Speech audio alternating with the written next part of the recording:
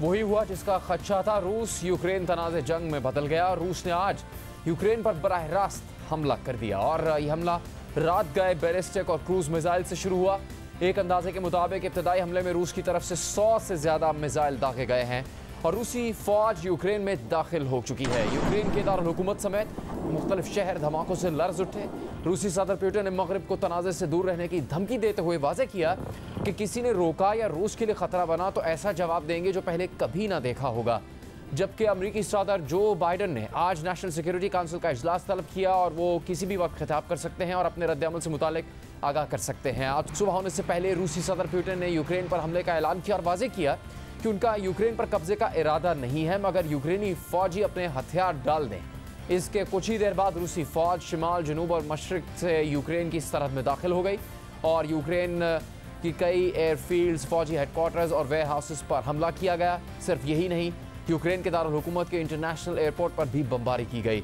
साथ ही रूसी टैंक्स को यूक्रेन के शहर खार्किव के बाहर भी देखा गया और ये शहर 15 लाख लोगों का शहर है। जबकि रूसी फौजी आज समुद्री रास्ते से यूक्रेन की अहम पोर्ट शहरों में भी दाखिल हुए हैं, जिसके बाद यूक्रेन ने दावा किया है कि रूस ने यूक्रेन पर मुकम्मल तौर पर कब्जा करने के लिए हमला किया है।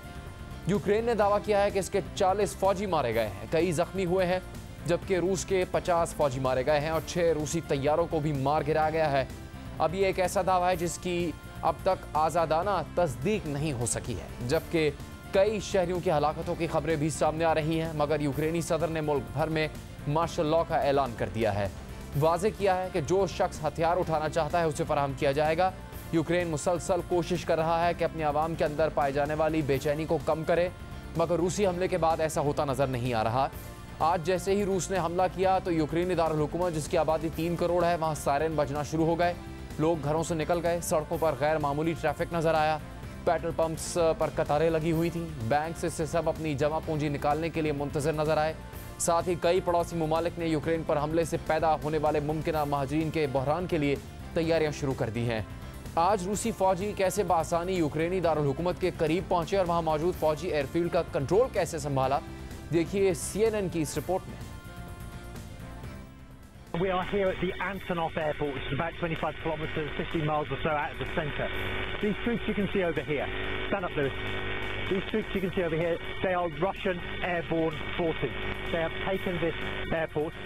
They've allowed us to come in and be with them as they defend the perimeter of this air base here, where helicopter-borne troops, these troops, to allow for more troops to come. And you can see, these are Russian forces. You can tell they're Russian. I've spoken to them already. You can tell they're Russian. They've got that orange and black band to identify them as Russian forces.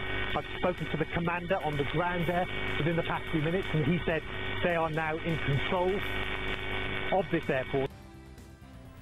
साथ ही यूक्रेनी शहर Kharkiv के करीब जहां रूसी फौजी पहुंच गए हैं, वहां के लोगों ने कैसे और कहां पनाह ली, ये भी आपको दिखाते हैं CNN की रिपोर्ट में।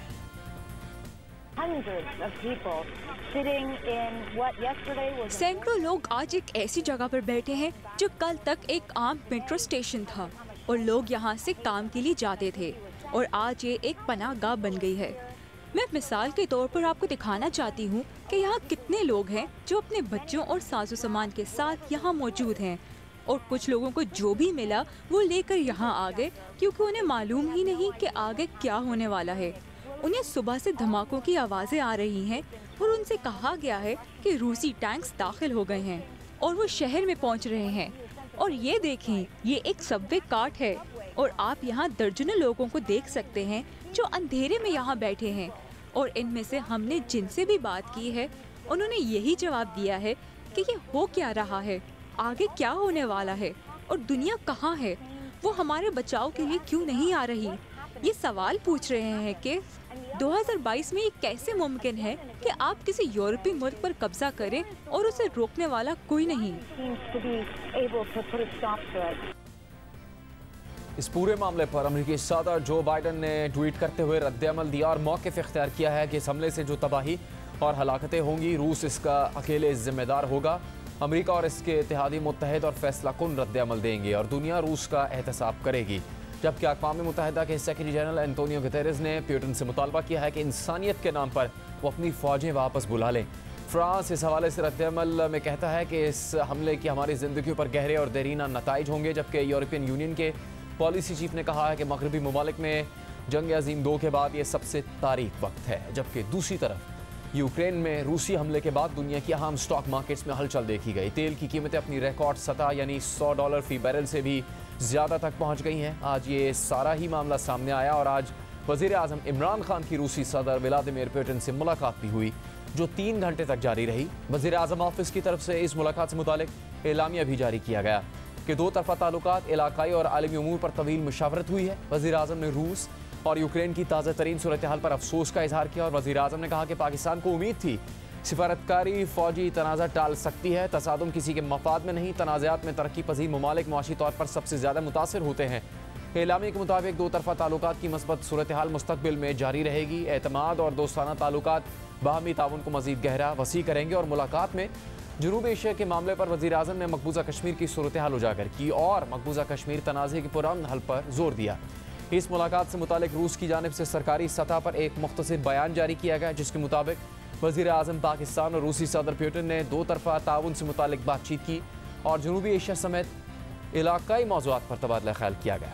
अब अहम बात यह है कि यूक्रेन में पाकिस्तानी तालिब इल्म मौजूद हैं, उन्हें भी मुल्क वापसी से मुतालिक दुश्वारी का सामना है, क्योंकि यूक्रेन का फ़िज़ाई हदूद बंद किए जा चुके हैं और एक खौफ का सा समा है। इस हवाले से क्या इक़दाम किए जा रहे हैं, हम बात करेंगे यूक्रेन में पाकिस्तान के सफ़ीर नोएल खोकर से। नोएल खोकर साहब, अब तो तमाम मरकज़ी इलाके यूक्रेन के इस वक्त ख़तरे की जद में हैं, फिर भी देखा कि बहुत ज़्यादा बड़ी तादाद में ट्रैफिक थी, लोग जो कि मगरबी हिस्से की तरफ जाने की कोशिश कर रहे थे अपने तहफ़्फ़ुज़ के लिए। तो आप इस वक्त क्या सूरत हाल देख रहे हैं बहैसियत पाकिस्तान के सफ़ीर, और जो पाकिस्तानी कम्यूनिटी वहाँ पर मौजूद है वो इस वक्त किन हालात का शिकार है? ओवरऑल तो आपने जो न्यूज़ में देख रहे हैं हालात वैसे ही हैं, लेकिन कीव के अंदर सुबह के वक्त एयर अटैक और मिसाइल अटैक हुआ था और उसके बाद में भी, लेकिन पाकिस्तान कम्युनिटी के जितने लोग हमारे साथ मौजूद हैं वो तमाम महफूज हैं और हमने उनको अपनी यही ताकीद की है कि जो बाकी लोग रह गए हैं यहाँ पे वो अपने घर पे रहें, महफूज रहें। तो जब हालात आगे बेहतर होंगे तो फिर इनको हम यहाँ से निकाल लेंगे। ठीक है नोएल साहब, आगे क्या अब सूरत हाल देख रहे हैं आप? क्या ऐसे हालात हो सकते हैं कि पाकिस्तान के सिफारती अमला उसको वापस आना हो यूक्रेन से पाकिस्तान, और जो पाकिस्तानी शहरी वहाँ पर रिहाइश पजीर है तालीम या दीगर मकासद के लिए, उनके लिए क्या हालात पैदा हो सकते हैं अगले आने वाले दिनों में? नहीं जी, ऐसे अभी तो फिलहाल हम अपने फ़राइज़ अंजाम दे रहे हैं। अगर कीव में हालात जो जाना चाहते हैं वो यहाँ से जब तक निकल नहीं जाते उस वक्त तक हम यहाँ मौजूद रहेंगे और उसके बाद जैसे हमारी मिनिस्ट्री या हुकूमत बताएगी उसके मुताबिक फिर हम कोशिश करेंगे कि उस पर अमल कर दें। ऐसे शहर, ऐसे इलाके हैं जहाँ पर ज़्यादा तहफ़्फ़ुज़ हो सकता है अगर जो कीव में रहने वाले शहरी हैं या दीगर इलाके जहाँ पर इस वक्त संगीन सूरत हाल है वो वहाँ से उन इलाकों तक जा सकें जहाँ पर ख़तरा कम है? जो ज़्यादातर ज़मीनी जंग है वो यूक्रेन और रूस के बॉर्डर और उसके मलिका शहरों में है। कीव में हवाई हमले हुए थे और भी शायद दोबारा भी हों, लेकिन यहाँ पे बाकी तो वैसे जंग नहीं है। और जो मगरबी इलाका है यूक्रेन का, वहाँ पर भी ये एक बदिस्तन इसको कंपैरेटिवली कंसिडर किया जा रहा है कि ये महफूज है।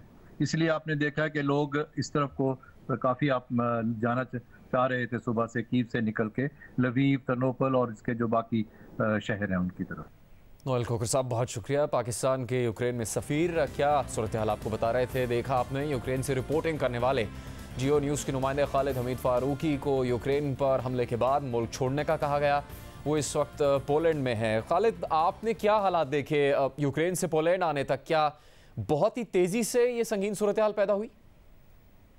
आज यूक्रेन के हालात यकदम बहुत ज़्यादा ख़राब हो गए जब अलग सुबह रूसी फ़ज़ाइया ने यूक्रेन की मिलिट्री इंस्टॉलेशन को निशाना बनाया और शुमाल और मशरक़ की जानिब से उनके टैंकों ने अंदर यूक्रेन के मूव किया, तो एक तरह की जो है वो खासी जंग की सूरत हाल हो गई है और सारी जगह पे ही तकरीबन रूसी फ़ज़ाइया हमले कर रही है मिलिट्री इंस्टॉलेशन पे। और जो प्राइवेट जहाज़ों का, छोटे जहाज़ों का एक एयरपोर्ट था कीव से कोई 30 किलोमीटर के फासले पर, उसको भी उन्होंने हमला बनाया है। तो इसलिए शहरियों ने यहाँ से जो है वो पोलैंड का रुख किया है, क्योंकि एक वही बॉर्डर है जहाँ से वो ज़्यादा महफूज इलाके में जा सकते हैं। तो जो लोग भी पोलैंड में जा सकते थे उन्होंने इसके जो 5 ओपन बॉर्डर्स हैं उसकी तरफ मार्च किया। तो मैंने भी जो है वो रावा रूस का हरबिन्ने का जो बॉर्डर है पोलैंड और यूक्रेन के दरमियान, मैं भी उसी बॉर्डर से होता हुआ जो है वो पोलैंड पहुंचा हूं।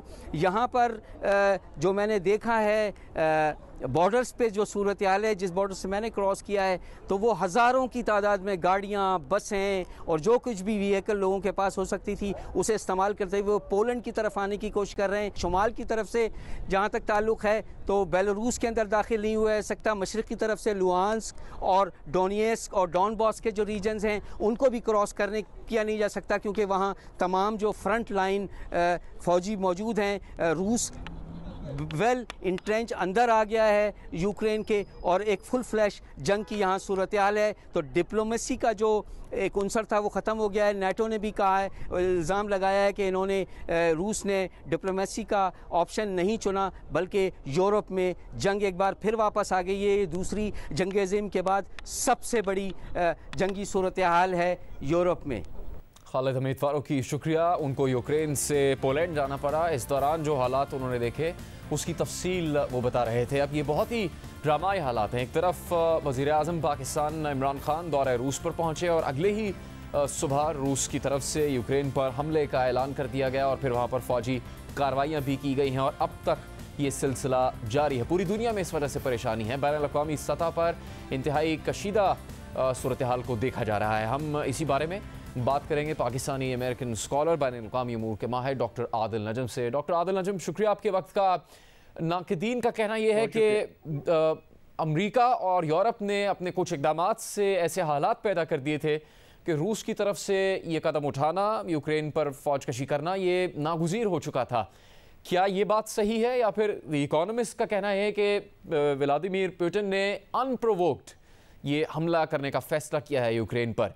तो इस वक्त आपको जिम्मेदार कौन नज़र आता है इसका, और क्या हालात हम देख रहे हैं अब रूस के यूक्रेन पर हमले के बाद? मेरे ख्याल में जुनैद, ये दोनों बातें ही सही नहीं है। दोनों में कुछ ना कुछ सच्चाई है, लेकिन मेरे ख्याल में ऐसा नहीं है कि एक ने प्रोवोक किया और दूसरा चुप बैठा था, और ना ही ऐसा है कि पुतिन साहब जो हैं उनके ऊपर तो पूरा है। यकीनन इस वक्त जो अमल है उसकी जिम्मेदारी पुतिन साहब पे, क्योंकि उन्होंने बावजूद इसके कि जो बाकी गुफ्तगू भी हो रही थी, कार्रवाई भी हो रही थी, यूक्रेन की तरफ से भी चीज़ें आ रही थी, उन्होंने मेरे ख्याल में एक तरह से सोचा ये है कि जो वेस्ट है और अमेरिका और यूरोप जो है, EU जो है, वो इस वक्त कमज़ोर हैं, तो इस कमज़ोरी का फ़ायदा उठाया जाए, और एक तरह से वो पुश कर रहे हैं। लेकिन ऐसा भी नहीं है कि उनको प्रोवोक नहीं किया गया। यकीनन आप देखें कि जो तबल बजता रहा है जंग का, ये काफ़ी कुछ दिनों से बज रहा था, और उसमें अमेरिका का भी एक तरह से उनको शय देना है। लेकिन मेरे ख्याल में इस वक्त इस अमल की जो जिम्मेदारी अगर थोड़ी सी ज़्यादा है तो वो पुतिन पे है। लेकिन जिम्मेदारी तय करने से ज़्यादा ये बात है कि जब जंग होती है, जब कोई इस किस्म का मसला होता है, तो दोनों साइडें जो हैं वो एक अपना बयानिया सामने करती हैं, और ये जंग जो है ये अभी भी नैरेटिव्स की उसी तरह जंग है। एक तो गोलियों की है जो हमें नजर आ रही है, लेकिन उसके साथ ये एक आलमी सियासत जो है उसका फैसला किया जा रहा है कि ये कहां बैठेगा। अब देखना ये है कि इस पे यूरोप क्या करता है और EU क्या करता है और अमेरिका क्या करता है। क्या वो इसकी फौजी जवाब देंगे? जो लगता है शायद नहीं देंगे। एक मैं गुजारिश करता रहूं, ये लोग कह रहे हैं कि जनाब यूरोप में पहली बार वगैरह, मेरे ख्याल में ऐसा नहीं है, ये अमेरिका भी कह रहा है। लेकिन आप देखें ना, क्राइमिया में भी पुतिन साहब ने ये किया। उससे पहले क्या हम भूल गए हैं कि यूगोस्लाविया जब टूटा तो उसके बाद सर्बिया, बोस्निया, ये तमाम यूरोप में ही है ना। मसला यहाँ ये है कि अब एक बार फिर रूस और अमेरिका जो है वो सामने आ गए हैं, और इसलिए इसकी जो इम्प्लीकेशन है वो यूक्रेन नहीं है सिर्फ, इसकी इम्प्लीकेशन आलमी सियासत का आइंदा का ढांचा है। ठीक है आदिल नजम साहब, सबसे ज़्यादा तो पाकिस्तान में ये बात थी कि वज़ीर आज़म इमरान खान ऐसे मौके पे दौरा कर रहे हैं कि कशीदा हालात हैं यूक्रेन और रूस के दरमियान और जंग ना हो जाए, और फिर अगले रोज़ वो हो भी गया। तो उसमें ये सबसे बड़ा खदशा था कि पाकिस्तान का मौक़िफ़ क्या रखेंगे वज़ीर आज़म। क्या वो ये भी नहीं कह सकते कि यूक्रेन के साथ है, या वो सिर्फ ये भी नहीं कह सकते कि वो मुकम्मल तौर पर रशिया के साथ है? तो एक इंतहाई पेचीदा और मुश्किल सूरत हाल पैदा हो जाएगी, और किसी हद तक उसका आज सामना हुआ भी होगा वज़ीर आज़म इमरान खान को रूसी सदर से मुलाकात के दौरान। उसका नतीजा क्या देखते हैं अब अगले आने वाले दिनों में? वो पूरी दुनिया जिससे असल में पाकिस्तान के मफादात जुड़े हैं, जिनसे हम कारोबार करते हैं, जहाँ तालीमी और तजारती ताल्लुकात हैं अमेरिका, यूरोप, कनाडा, इन सब ममालिक से, और एक तरफ दौरा रूस, और फिर ये भी आदादोशुमार कहते हैं कि पाकिस्तान के यूक्रेन से तजारती मफादात ज़्यादा हैं बनिस्बत रूस के। ऐसी सूरत में क्या ये गलती थी इस दौरे को जारी रखना, इस दौरे पे चले जाना, और अब जब ये दौरा हो गया, उनसे मुलाकात हो गई, तो मुस्तकबिल में क्या आपको नज़र आ रहा है कि पाकिस्तान के हवाले से क्या होगा फिर? देखिए, जंग नागुज़ीर थी या नहीं थी, दौरा नागुज़ीर था।